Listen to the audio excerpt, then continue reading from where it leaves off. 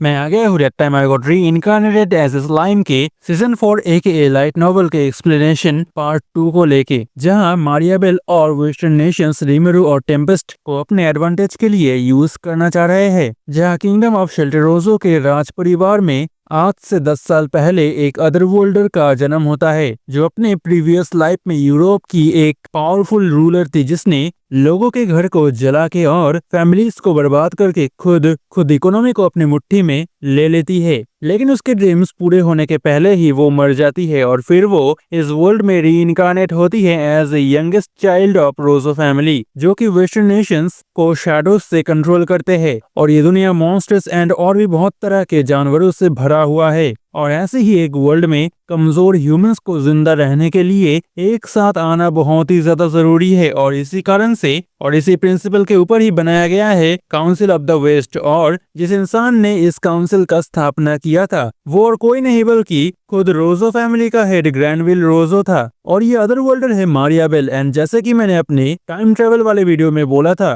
कि हर एक अदर वर्ल्डर को इस वर्ल्ड में आने के बाद एक यूनिक स्किल मिलता है, ठीक वैसे ही मारियाबेल को भी एक यूनिक स्किल मिला है, एवारिस। इसके मदद से मारियाबेल अपने आसपास के किसी भी पर्सन के डिजायर्स को देख सकती है और उन्हीं डिजायर्स को यूज करके मारियाबेल उन लोगों को अपने मन मर्जी यूज कर सकती है। और उसने इसका यूज करके अपने मेट, सिबलिंग्स, यहाँ तक कि अपने फादर को भी अपने पपेट में बदल दिया है। लेकिन एक इंसान ग्रैनविल रोजो मारियाबेल के कंट्रोल के बाहर है, कारण ग्रैनविल के पास एक ग्रेटर एम्बिशन और उसको बैक करने के लिए ताकत दोनों ही है। तो एक दिन ग्रैनविल मारियाबेल को अपने चेम्बर में बुलाता है और फिर वो पूछता है कि तुम कौन हो। तब मारियाबेल बोलती है, मैं हूँ मारियाबेल, मारियाबेल द ग्रीड। इसको सुन के ग्रैनविल हंस देता है, कारण मारियाबेल ने ग्रैनविल के सामने अपने पूरे प्रेजेंस को डिक्लेयर कर दिया है कि वो कितना ज्यादा ग्रीडी है। फिर ग्रैनविल मारियाबेल को उठा के बोलता है, इस दुनिया में मैं एक ही चीज चाहता हूँ और वो है इस वर्ल्ड में यूनिवर्सल इक्वलिटी रोजो फैमिली के रूल के अंदर। और इन फ्यूचर अगर मुझे कुछ हो गया तो मैं चाहता हूँ कि तुम मेरे एम्बिशंस को इनहेरिट करो। तब मारियाबेल ग्रैनविल से प्रॉमिस करती है कि वो ग्रैनविल को फुली सपोर्ट करेगी। और उस दिन एक अलायंस फॉर्म होता है फॉर्मर हीरो ग्रैनविल रोजो और उसके ग्रीडी ग्रैंड डॉटर के बीच में। इसके बाद एक मर्चेंट को दिखाया जाता है जो कि सीजन 3 में रिमेरो के लिए इकोनॉमिक प्रॉब्लम्स क्रिएट करना चाह रहा था, लेकिन उसके प्लान्स फेल हो जाते हैं। एंड अभी वो सोच रहा है किसी तरह से इस जगह से निकल के बहुत दूर जाके अपना एक न्यू लाइफ शुरू करने का, भले ही वो लाइफ बहुत ही ज्यादा पुअर ही क्यों ना हो। लेकिन उसके बातें पूरे होने से पहले ही एक अननोन रीजन की वजह से ये बंदा मर जाता है। इसको देखकर सोए भी हैरान है, कारण सोए इस पर्सन को बहुत पहले से ही फॉलो कर रहा था और उसको भी कोई आइडिया नहीं है कि इस डेथ का रीजन क्या है। और फिर हमें दोबारा मारियाबेल को दिखाया जाता है जो कि हंस रही थी और अब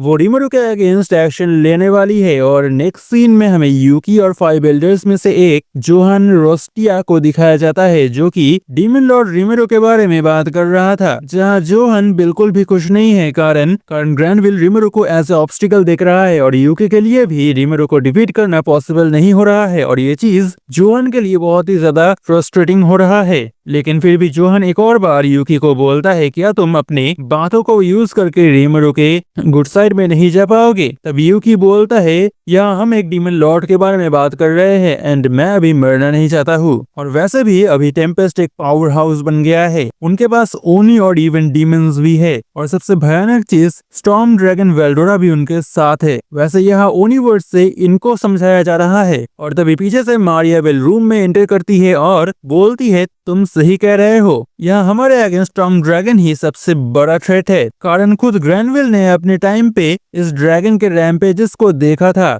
जिसके अगेंस्ट खुद गॉड भी कुछ कर नहीं सकते थे। एंड ऑब्वियसली यहाँ गॉड लुमिनस की बात किया जा रहा है। वैसे अभी मारियाबेल इन सब में इंटरेस्टेड नहीं है, बल्कि वो जानना चाहती है कि क्या यूकी सीरियसली रिमेरो को हरा पाएगा या नहीं। तब यूकी बहुत सोच के बोलता है, तुम्हें तो पता ही है खुद हिनाटा रिमेरो के अगेंस्ट नहीं जीत पाई थी, तो मेरे लिए उसके अगेंस्ट फाइट करना ऑब्वियसली बहुत ही ज्यादा मुश्किल होगा। लेकिन राइट सर्कमस्टेंसेस के अंदर मैं उसको डिफीट कर सकता हूँ। मारियाबेल को पता है यूकी के लिए ये बोलना किसी फैंटेसी से कम नहीं है, लेकिन अभी यूकी के लिए झूठ बोलना पॉसिबल नहीं है, कारण अभी यूकी मारियाबेल की यूनिक स्किल एवारिस के कंट्रोल के अंदर है, जहां मारियाबेल कन्वर्सेशन के थ्रू अपने टारगेट के डिजायर्स को खुद के डिजायर्स से बदल के उस पर्सन को खुद के पपेट में बदल सकती है। लेकिन इस चीज को करने के लिए एक पर्सन के साथ रेगुलरली इंटरेक्शन करना जरूरी है। लेकिन मारियाबेल के पास एक क्विकर ऑप्शन भी है, जहां वो किसी टारगेट को अपनी डिजायर्स में इन्फ्यूज करती है, in other words brain wash करती है।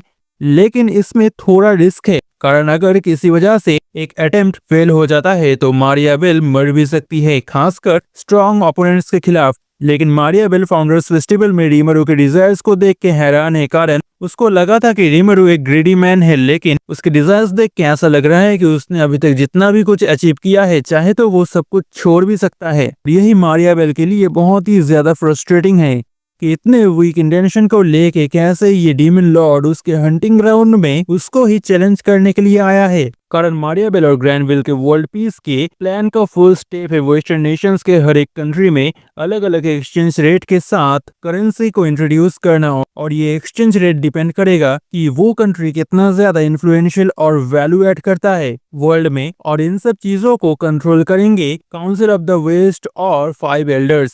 और ये प्लान सालों से स्मूथली आगे बढ़ रहा था, जब तक कि ना टेम्पेस्ट एज ए कंट्री सबके सामने आता है, क्योंकि टेम्पेस्ट बाहर के लोगों के लिए कुछ ज्यादा ही अट्रैक्टिव है और ये लोग वर्ल्ड में एक न्यू एरा लाने की कोशिश कर रहे हैं। और समय के साथ साथ टेम्पेस्ट और भी ज्यादा ग्रो करेगा, एंड तब रोजो फैमिली के लिए वर्ल्ड इकोनॉमी को कंट्रोल करना और पॉसिबल नहीं हो पाएगा। लेकिन रीमरू के अगेंस्ट डायरेक्ट फाइट करना मारियाबेल के लिए पॉसिबल नहीं है, और इसीलिए वो सजेस्ट करती है क्यों ना हम रीमरू को काउंसिल ज्वाइन करने के लिए इनवाइट करें। तब जोहन बोलता है कि क्या वो ये ऑफर एक्सेप्ट भी करेगा। वेल मारियाबेल और यूकी कॉन्फिडेंट है कि रीमरू ये ऑफर एक्सेप्ट करेगा, कारण रीमरू टेम्पेस्ट को ग्रो करने का कोई अपॉर्चुनिटी मिस नहीं करता है, और रीमरू ह्यूमंस के साथ गुड रिलेशंस बनाने के लिए वो ह्यूमंस के रूल्स को भी फॉलो करने से भी पीछे नहीं हटता है। और जैसे ही रीमरू काउंसिल ज्वाइन करेगा, तब मारियाबेल अपने पावर से रीमरू को अपने कंट्रोल में ले आएगी, और फिर मारियाबेल रीमरू को काउंसिल में इनवाइट करने के लिए एक लेटर लिखती है, ताकि रीमरू नेक्स्ट काउंसिल सेशन में काउंसिल को ज्वाइन कर ले। तो नेक्स्ट सीन में डंजन के अंदर रीमरू और बाकियों को दिखाया जाता है, जो अपने एवेटार्स में एडवेंचरर्स के अगेंस्ट फाइट कर रहे थे। वेल ग्रीन फ्रे पार्टी को डिफीट करने के बाद से ये लोग डंजन में ही फाइट कर रहे हैं। वेल इनको ये बहुत ही ज्यादा मजेदार लग रहा है, काइंडा एक गेम के जैसा।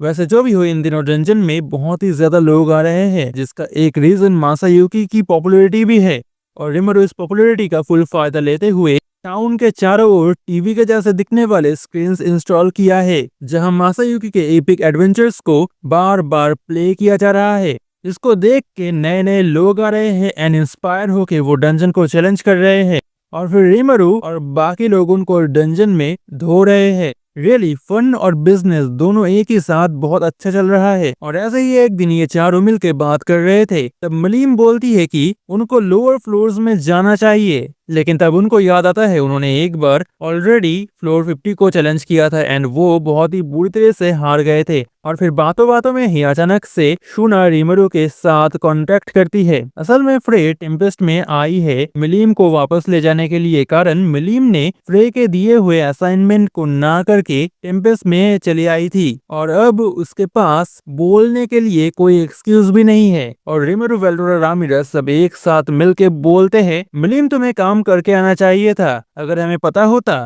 तो हम तुम्हें रोक के नहीं रखते। फिर फ्रे मलीम को पकड़ के वापस चली आती है, और अभी रीमरू बहुत ज्यादा खुश हो रहा है कि उसको स्केरी वुमेन को फेस नहीं करना पड़ा। लेकिन उस टाइम रीमरू को पता नहीं था कि उसको शूना से अच्छा खासा डांट पड़ने वाला है, कारण इतने दिनों से रीमरू डंजन के अंदर खेल रहा था, और रीमरू शूना से कितना ज्यादा डरता है ये तुम उसके फेस और इन कड़कते हुए बिजलियों को देख के समझ सकते हो।